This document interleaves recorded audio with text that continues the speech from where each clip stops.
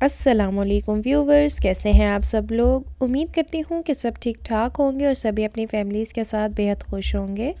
तो चलिए जी, आज की हम लोग रेसिपी स्टार्ट करते हैं। बिस्मिल्लाहिर्रहमानिर्रहीम। आज हम लोग बनाने वाले हैं बहुत ही झटपट और बहुत ही मज़े की चटनी, जिसको आप लोग सहरी में भी इंजॉय कर सकते हैं। और साथ ही साथ जैसे गर्मी आ रही है तो दोपहर में चटनी हो साथ लस्सी हो तो बहुत ही मज़ा आ जाता है। तो चलिए जी, स्टार्ट करते हैं। सबसे पहले जी हम लोगों ने ले लेना है फ्राइंग पैन। ठीक है, उसको हम लोगों ने अच्छे से ऑयल के साथ ग्रीस कर लेना है।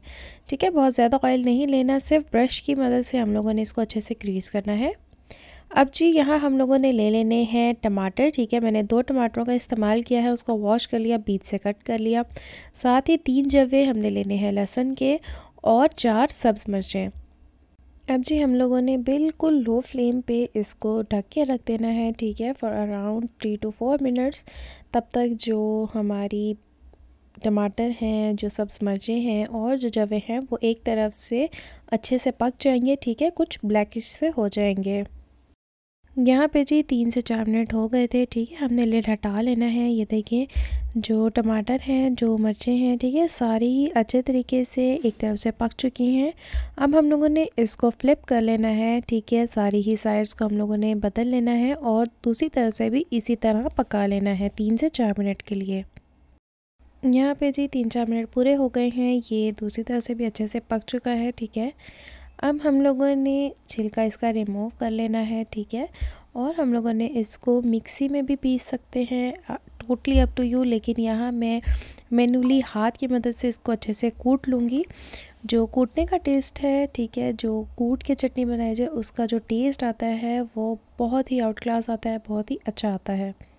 यहाँ पे जी सारे इंग्रेडिएंट्स मैंने इसमें शामिल कर दिए हैं। साथ ही साथ इसमें थोड़ा सा हमने हस्बे ज़रूरत, हस्बे ज़ायका नमक शामिल करना है।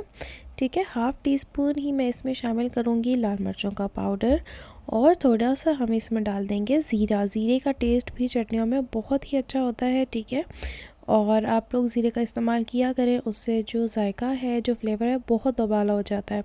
अब हमने इसको कूट लेना है। यहाँ पे तमाम ही इंग्रेडिएंट्स अच्छे से कुट चुके हैं। ठीक है, बहुत ही मज़े की खुशबू आ रही थी। ये देखें, बहुत ही अच्छी चटनी बन के तैयार हुई है। इसको हमने करना है डिश आउट और हमने इसको करना है इंजॉय। अच्छा, अब आप लोग फाइनल टच देते हुए इस पे नींबू का जूस भी शामिल कर सकते हैं। ठीक है, टोटली अप टू यू, बहुत ही अच्छा फ्लेवर होता है उससे भी।